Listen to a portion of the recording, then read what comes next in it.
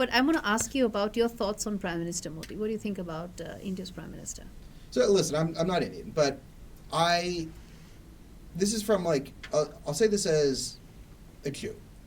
I get from the outside the criticism of Modi, it's very similar to the deranged criticism of Benjamin Netanyahu, where I see like the scaremongering on Modi globally is just a means to demean India or Hindus or people Hindu or India adjacent.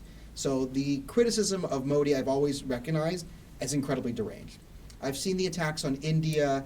I remember in 2019 the Article 370 stuff. Like, India's doing a genocide. I'm like, where did this genocide come from? Oh, they're not allowing Hezbollah Tahrir to do a genocide. That's a okay. I've seen this before, right? I've seen this game. It's the same playbook that they've been using against Israel since the 70s. They've now flipped that to India. So I do like the fact that Modi is standing up to this.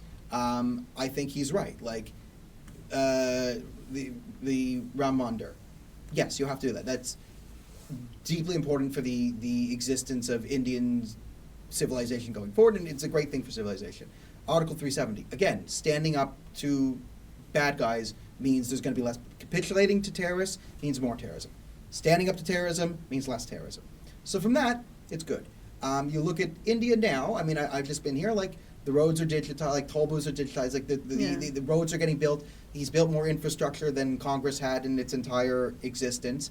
And, you know, from talking to, like, you know, people in the streets here and going around and doing foreign interference, he's pretty well thought of here. And, like, again, I'm not going to pretend to be an expert in Indian society. Of course not. But, I'm just asking you from your impression of it. But my impression is, you know, it's good that you have some, like, center-right economic value. Like, you know, if you can just improve the standard of living of the people, you know, get energy, you know, get the economy, build things up, like actually have some infrastructure, get some these going on. You know, rising tide raises all boats. So from the outsider's perspective, I think he's done pretty good at modernizing India, And in fact, a record number of people have been lifted out of poverty in the last 10 years. Of course, it takes some time given the legacy issues, but I mean, to that effect, a lot has been done. It's a country with 1.5 billion people, and you see poverty next to wealth.